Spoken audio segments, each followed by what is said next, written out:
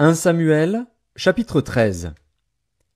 Saül était âgé de 30 ans lorsqu'il devint roi, et il avait déjà régné 2 ans sur Israël. Saül choisit 3000 hommes d'Israël, 2000 étaient avec lui à Micmar et sur la montagne de Béthel, et 1000 étaient avec Jonathan à Gibéa de Benjamin. Il renvoya le reste du peuple, chacun à sa tente. Jonathan battit le poste des Philistins qui était à Géba, et les Philistins la prirent. Saül fit sonner de la trompette dans tout le pays, en disant « Que les Hébreux écoutent !» Tout Israël entendit que l'on disait « Saül a battu le poste des Philistins, et Israël se rend odieux aux Philistins. » Et le peuple fut convoqué auprès de Saül à Gilgal. Les Philistins s'assemblèrent pour combattre Israël. Ils avaient 1000 chars et 6000 cavaliers, et ce peuple était innombrable comme le sable qui est sur le bord de la mer. Ils vinrent camper à Micmar, à l'orient de Beth-Aven. Les hommes d'Israël se virent à l'extrémité, car ils étaient serrés de près, et ils se cachèrent dans les cavernes, dans les buissons, dans les rochers, dans les tours et dans les citernes. Il y eut aussi des Hébreux qui passèrent le Jourdain pour aller au pays de Gad et de Galaad. Saül était encore à Gilgal, et tout le peuple qui se trouvait auprès de lui tremblait. Il attendit 7 jours, selon le terme fixé par Samuel. Mais Samuel n'arrivait pas à Gilgal, et le peuple se dispersait loin de Saül. Alors Saül dit « Amenez-moi l'holocauste et les sacrifices d'action de grâce. » Et il offrit l'holocauste.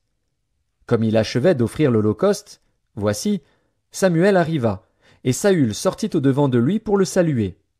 Samuel dit « Qu'as-tu fait » Saül répondit « Lorsque j'ai vu que le peuple se dispersait loin de moi, que tu n'arrivais pas au terme fixé, et que les Philistins étaient assemblés à Micmar, je me suis dit « Les Philistins vont descendre contre moi à Gilgal, et je n'ai pas imploré l'Éternel. » C'est alors que je me suis fait violence et que j'ai offert l'holocauste.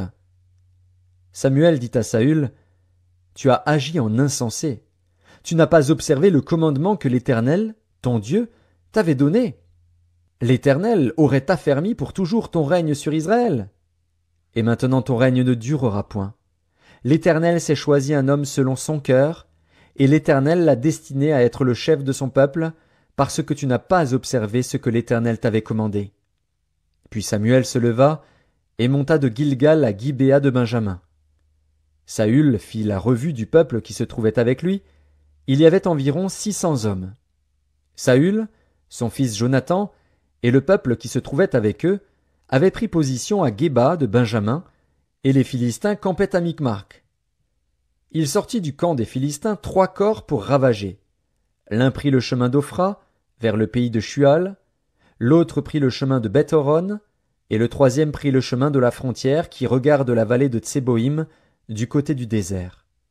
On ne trouvait point de forgerons dans tout le pays d'Israël, car les Philistins avaient dit « Empêchons les Hébreux de fabriquer des épées ou des lances. » Et chaque homme en Israël descendait chez les Philistins pour aiguiser son soc, son hoyau, sa hache et sa bêche, quand le tranchant des bêches, des hoyaux, des tridents et des haches était émoussé, et pour redresser les aiguillons. Il arriva qu'au jour du combat, il ne se trouvait ni épée ni lance entre les mains de tout le peuple qui était avec Saül et Jonathan.